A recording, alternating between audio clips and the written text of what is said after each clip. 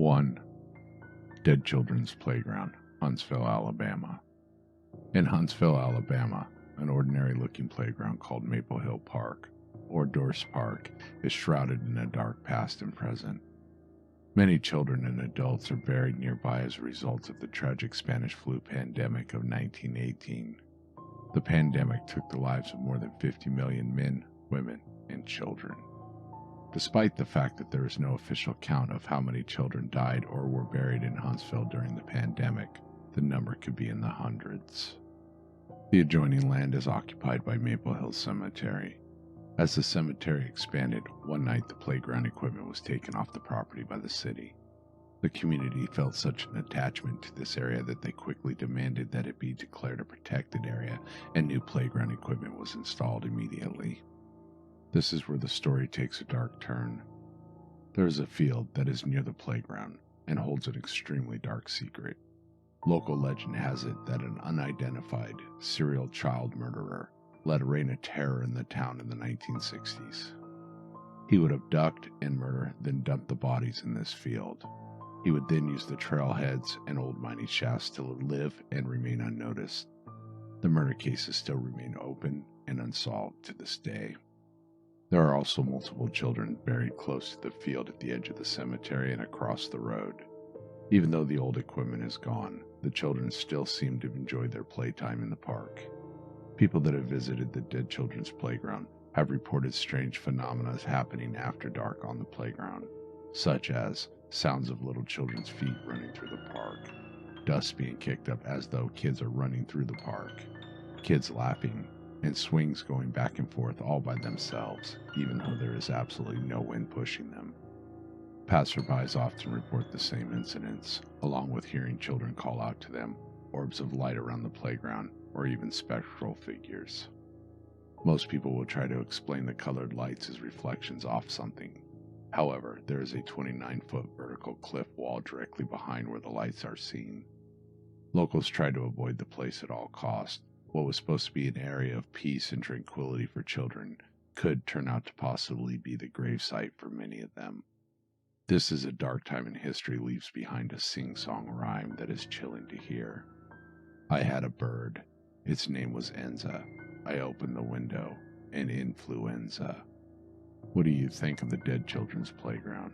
Let us know in the comments down below. 2. Slaughterhouse Canyon, Arizona.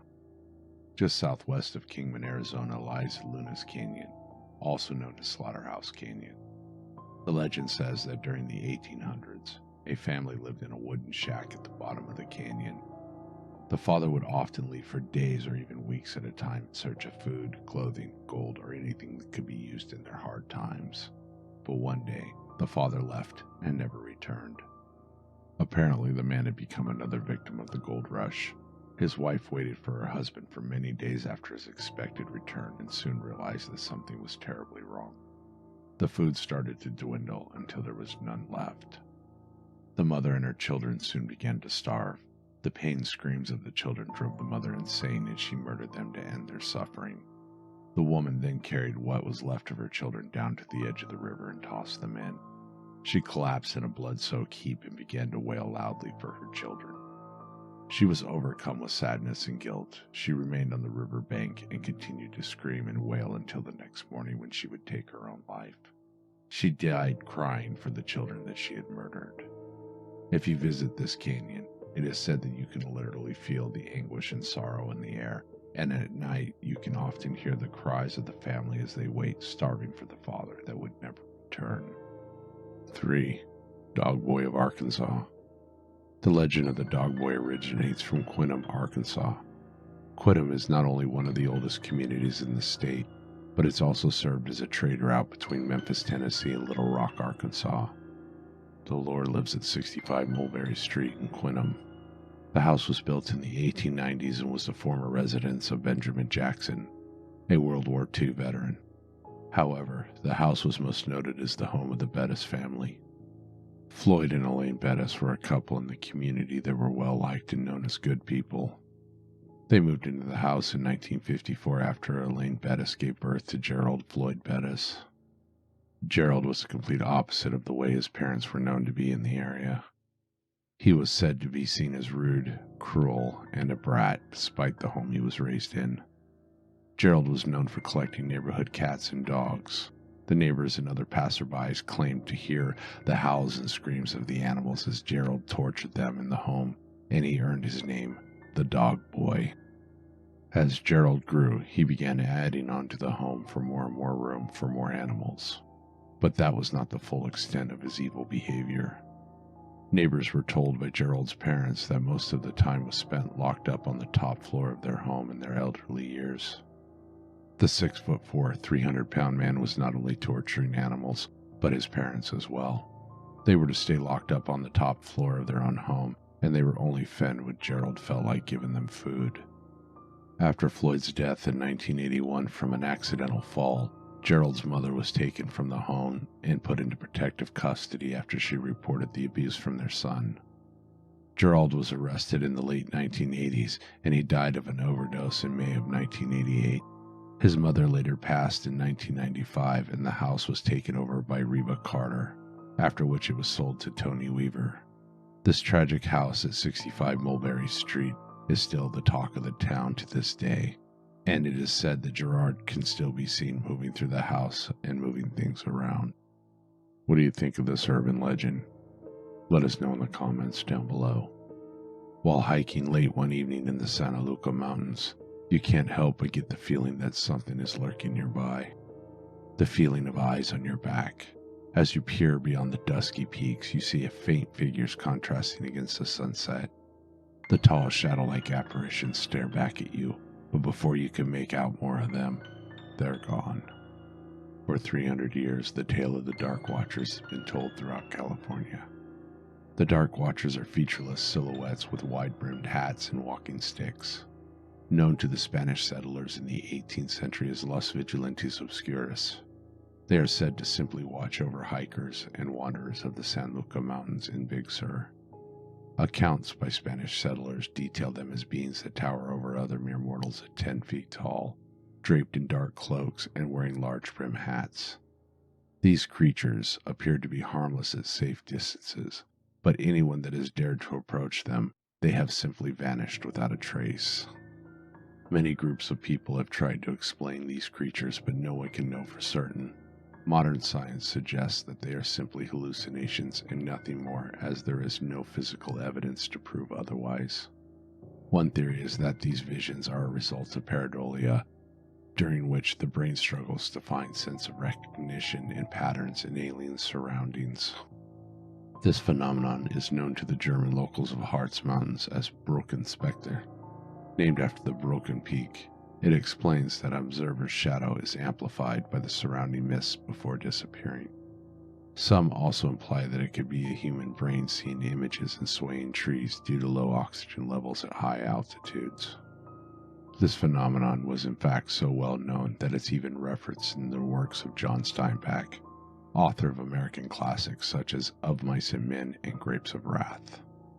In his 1938 short story titled Flight, Steinbeck wrote, "Pepe looked suspiciously back every minute or so, and his eyes sought the top of the ridges ahead. Once, on a white barren spur, he saw a black figure for a moment, but he looked away quickly, for it was one of the Dark Watchers. No one knew who the Watchers were, nor where they lived, but it was better to ignore them and never show interest in them. They did not want to bother anyone who stayed on the trail and minded their own business.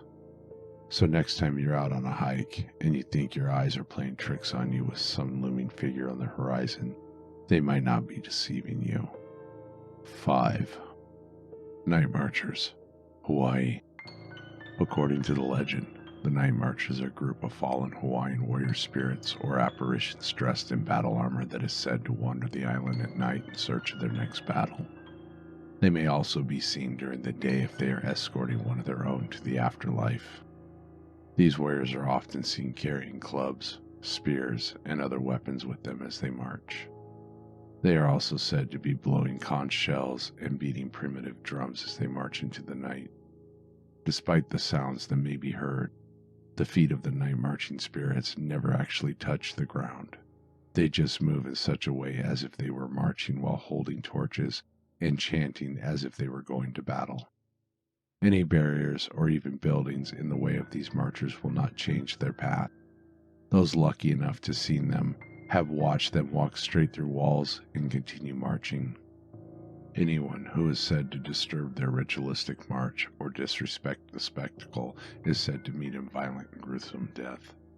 However, if you do happen upon them and show them the respect they deserve, while also averting your eyes from their ghostly gaze, they will have no reason or intention of harming you. Along with the warriors is the head king or chief.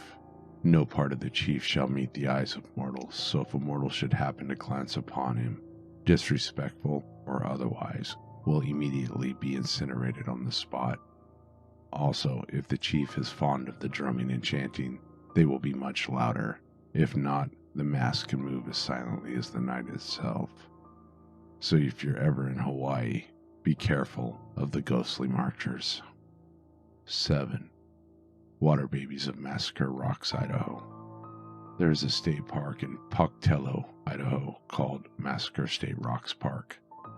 In the 1800s, a skirmish waged between white settlers and Native Americans in this area as settlers traveled the Oregon Trail, modernly Interstate 84. There are two tales of how this place got its name, but most of the story remains the same. Unsure if it was settlers or Native Americans' actions that gave this place its name, the legend says that people of this land were going through a terrible famine, and to save their children, the women would take newborn babies down to Snake River and intentionally drown them. Many people say that the children were killed and turned into monstrous creatures with fins and gills and survived. People have claimed to hear babies crying from beneath the water and seen what appears to be young children playing with each other. These actions of the children would lure the people to their death. The white settlers at the time claimed that members of the Ute tribes would do the very same, drown their weak and unhealthy babies and children in Pyramid Lake. The spirits of the children haunt the waters and drag other people down to their death. So if you think you're seeing children under the water playing, be cautious, because it may be a water baby. 8. Ghost Elephants, Illinois. On June 22nd, 1918, a 26-car circus train was halted on the tracks near Idaho, Illinois due to an overheated axle box. 400 performers and roustabouts were asleep in the rear cars, yet another train containing a sleeping driver began approaching the stop train at 35 miles per hour. The otherwise empty train collided with the circus train, plowing through 3 train cars before halting on the 4th, which afterwards caught on fire. Reports say that most of the 86 victims that died in the crash perished within the first 35 seconds of the wreck. Many victims that died were unknown due to the carnage and the fact that many of them had been hired just hours or days before the wreck, and due to that fact, several graves are marked unidentified male or female. This is a very large plot of land inside of Woodland Cemetery in Forest Park, Illinois, and is surrounded by 5 elephant statues, each with a foot raised, resting on a ball and their trunks lowered in the signal of mourning. School children of Illinois claim that the positions of the statues are where the elephants died, and due to them being so large, they were buried where they died. However, what they actually represent is the boundaries of Showman's Rest, a plot of 750 grave sites in Woodland Cemetery owned by the Hagenbeck Wallace Circus, where the deceased employees rest, and the Showman's Rest continues to fill up to this day with more of the deceased employees. 9. Green-clawed beast in the Ohio River, Indiana. On August 21, 1955, in Evansville, Indiana, a young woman named Naomi Johnson and her 3 children and her friend Louise Lambie were looking to cool down from the humid heat of that summer, so they decided to take a swim in the Ohio River. As Naomi was swimming in the water with her children and her friend on the shore, she felt something unseen grab her knee and pull her beneath the water. She struggled against the creature, trying to get it to release her, but it kept trying to pull her under.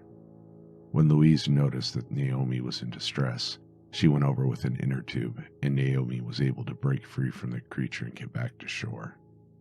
A medical team arrived shortly afterwards and treated her leg where the creature had left small cuts and scratches. The impression that was left was about the size and shape of an adult human hand, but Naomi described it as a claw-like and said that the palm felt furry. After treating her wounds, the medical team was unable to remove a strange bluish-green hue that stained her skin where she had been grabbed. Shortly after this incident, Naomi was visited at her house by a man claiming to be a colonel of the U.S. Air Force. He told Naomi never to speak of what she may have seen or her experiences at the Ohio River that day. What do you think? Is this true? Just another internet rumor? Please leave a comment down below. 10. The Villisca Axe Murder House, Iowa. In the early morning of June 10, 1912, all 6 members of the Moore family plus 2 other young children were found bludgeoned to death inside the Moore's residence. The victims were Josiah B. Moore, age 43 male, Sarah Montgomery Moore, age 39 female, Herman Montgomery Moore, age 11 male, Mary Catherine Moore, age 10 female, Arthur Boyd Moore, age 7 male, Paul Vernon Moore, age 5 male, and 2 other children invited to spend the night, Inga Mee Stillinger, 8 female, and Lena Gertrude Stillinger, 12 female. Shortly after the murder occurred around 7 a.m., the Moore's neighbor, Mary Peckham, grew concerned that nobody had left the house due to morning chores. She knocked on the front door. She received no answer, so she called Ross Moore, Josiah's brother. After he received no answer, he used his key to get into the house. Ross Moore found the bodies of 2 neighbor girls in the guest bedroom and told Mary Peckham to call the town's peace officer, Henry Horton. After his inspection and finding all occupants dead, he called the doctors to examine the bodies.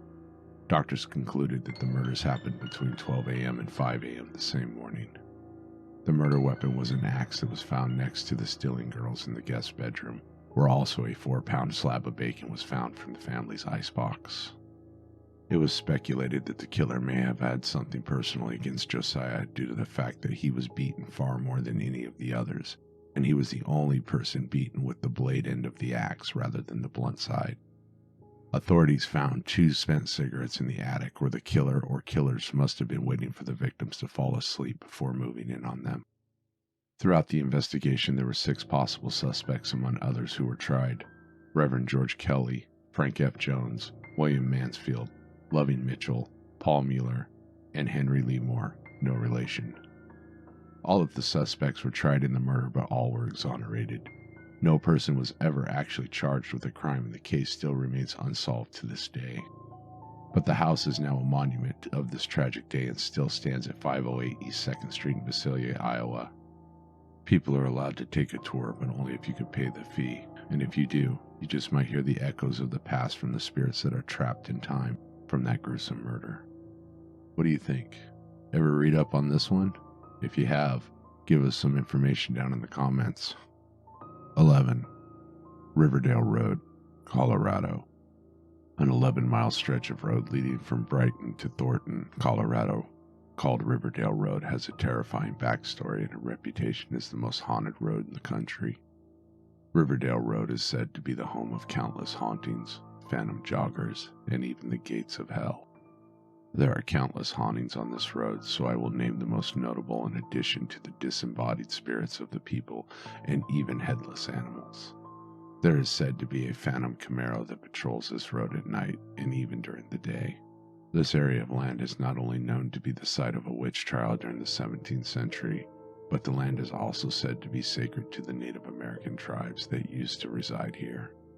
It is said that the Native American shapeshifters still roam the area in an attempt to reclaim what they had lost. One of the greatest tragedies this country has ever witnessed was the slave trade and the abuse they endured. Not only were there slaves found in the Deep South, but throughout the whole of the U.S. It has been told that some nights along this road you can see the bodies of slaves hanging from the cottonwood trees if the moon is full in the sky. And yet there is a spirit that haunts this road of a young boy that was hit by a car on his way to school. He paces the street at night, leaving his bloody handprints on every road sign he passes as he strolls by, but by morning there is no sign of the boy being there. And lastly, the gates of hell. The gates of hell is just a set of iron gates built by the owner of a mansion that used to lie beyond those gates. Shortly after finishing the building of the gates, the man then burned the mansion to the ground with his wife and children asleep inside. The man was apparently never caught or put on trial for his actions. These are only some of the terrible hauntings that make this road the most haunted in the country. I think we'll explore this one in a further video. If you would like that, please leave a comment down below. 12. Annabelle, the Demonic Doll, Connecticut. Many people are aware of the story of Annabelle the doll, but most don't know the true story. The story that was portrayed in the film was fabricated, but it still served its purpose, to warn the public about demons and also tell of the dire catastrophes that can come from trying to communicate through Ouija boards, tarot cards, and psychics. Many people believe that the Annabelle doll has the power to kill.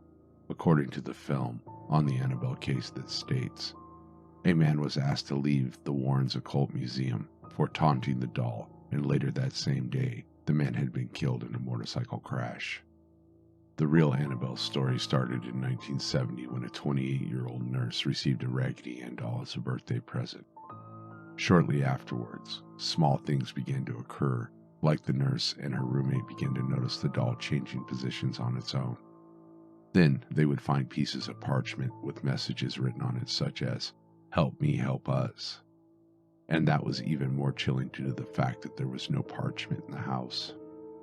And at one point, the doll began appearing in different rooms and even appeared to be leaking blood. Another incident details when a male friend was taking a nap and he woke to find the doll staring at him and he felt like he was being strangled. He later discovered deep scratch wounds on his upper body. Once the girls ruled out the movement of the doll and the messages being left by an intruder, they decided to contact a medium and they held a seance. They were introduced to the spirit of a 7-year-old girl by the name of Annabelle Higgins that used to reside on the property and died there before the apartments were built. The spirit said that she was comfortable with the two roommates and wanted to stay with them, and they gave her permission to inhabit the doll, but soon after, things began to escalate. The Warren investigation team were interested in the case and contacted the two girls. They came to the conclusion that the doll itself was not possessed, but they were being manipulated by an inhuman presence. The spirit was apparently not looking to stay attached to the doll, it was looking to possess a human host. The doll was turned over to the Warrens to take away. Ed Warren told his wife they should avoid the highway on their way home because of the power of the doll. At some point, he had to sprinkle the doll with holy water to calm it down. Wow, I know this one's a pretty popular one, but I had to include it. What do y'all think? Should we do a whole video on Annabelle, or should we just keep going? Let us know. 13. Corpse Lights, Delaware. A lighthouse is a useful tool for sailors and other seacraft to come to shore safely. Cape Hedlund State Park would be a good place for a lighthouse given that it was close to the seashore. However, there has never been a lighthouse on the property. The corpse light is a phantom beam of light that lures sailors to their unsuspecting deaths. It was first spotted 250 years ago. It is said it was conjured by Native Americans as a curse put on the land when the British soldiers invaded a marriage ceremony. The curse calls for all European ships that enter American shores to be destroyed. On December 25, 1655, a ship known as the Devonshireman followed the beam of light, assuming it was from one of the lighthouses, to a rocky shore in Cape Hedlund. The ship crashed, killing more than 200 people when it was destroyed. Periodically, the same ghost ship can be seen as it gets lured to the shore by a non-existent lighthouse, and it will reenact the crash that happened on that day. Well, we're definitely going to delve into this one. I really enjoyed that one. Let us know what you think in the comments.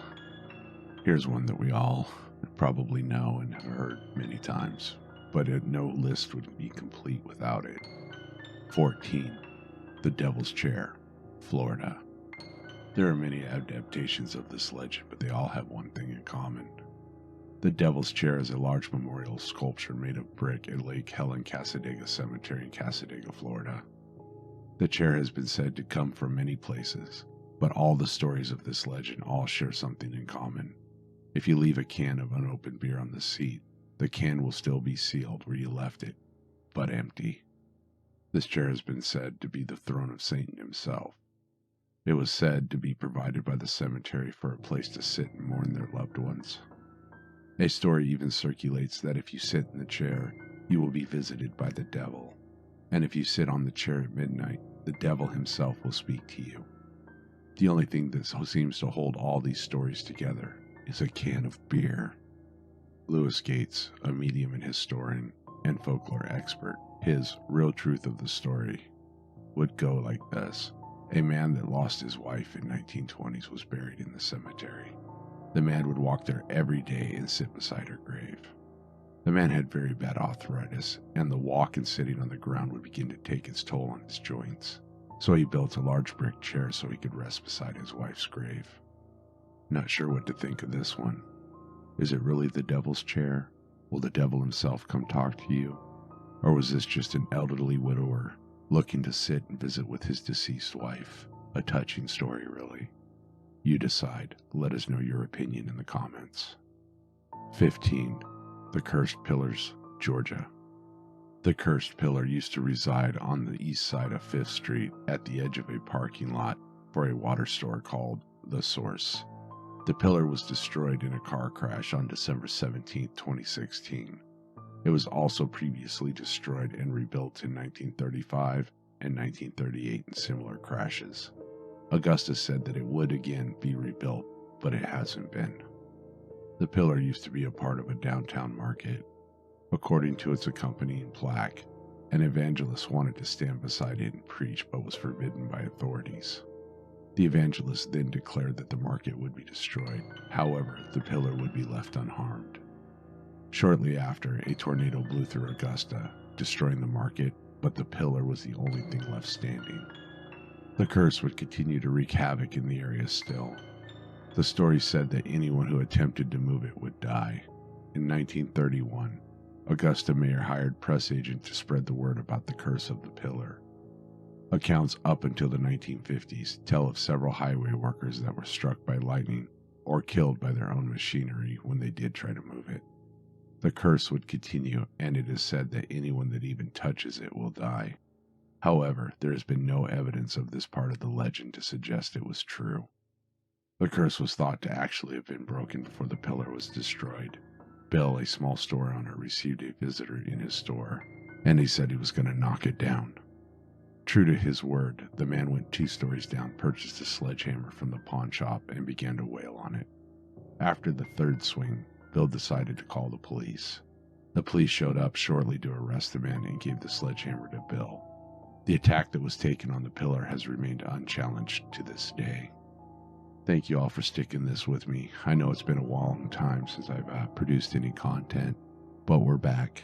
So if you like this and you want to hear more of this type of content, please give us a thumbs up, hit the subscribe, and let us know what you think down in the comments below.